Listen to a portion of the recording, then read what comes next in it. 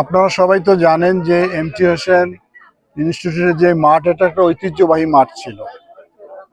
তো এই এলাকায় এই মাঠের খেলার অনুপযোগী হয়ে পড়েছে। বর্ষার সময় এক কোমর পানি হয় এখানে। তো এই অঞ্চলের শিশু কিশোর বাচ্চারা সবাই আমাদের কাছে দাবি করেছে মাঠটা সংস্কার করে দেওয়ার জন্য, মাটি কাটার জন্য। আমরা মনে করি যে এই যে মাদকাসক্ত হয়েছে গোটা সমাজ, সেখানে যে বাচ্চারা খেলার আগ্রহ প্রকাশ করেছে, এটা আমাদেরকে আশান্বিত করে তুলেছে। সে কারণে আমরা নিজেরাই স্বেচ্ছাশ্রমে নিজেরাই মাথায় মাটি কেটে এই মাঠটা আমরা সংস্কার করার ব্যবস্থা গ্রহণ করেছি। আমরা মনে করি যে স্বেচ্ছাশ্রমের মাধ্যমে এটা একটা দৃষ্টান্ত আমাদের জন্য, এবং এই এলাকাটার যে ঐতিহ্যবাহী ছিল সেটাকে আমরা ফিরিয়ে নিয়ে আসতে চাই।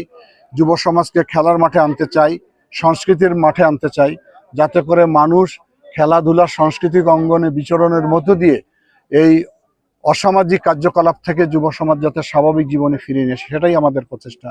আর বিএনপি একটি তো জনবান্ধব রাজনৈতিক দল। জনগণের দুঃখ দুর্দশা কষ্টে আমরা সবসময় তাদের পাশে থাকি, এবং সেটারই আমার মনে হয় আজকে এই কাজটা আমরা সবাই একটু পরে কাজ শুরু করব ইনশাল্লাহ। আগামী দিনে এই মাঠটাকে আরো সুন্দর করার জন্য এবং এটা আকর্ষণীয় করার জন্য, বিশেষ করে এখানে একটি ঐতিহ্যবাহী ইনস্টিটিউশন ছিল, সেটা ধ্বংসপ্রাপ্ত হয়েছে। সেটা যাতে বিএনপি যদি রাষ্ট্র ক্ষমতায় আসে, আমার পরিকল্পনা আছে এটাকে নতুন আধুনিকীকরণ করে আমি তৈরি করার চেষ্টা করব। খালেদা জিয়া অসুস্থ।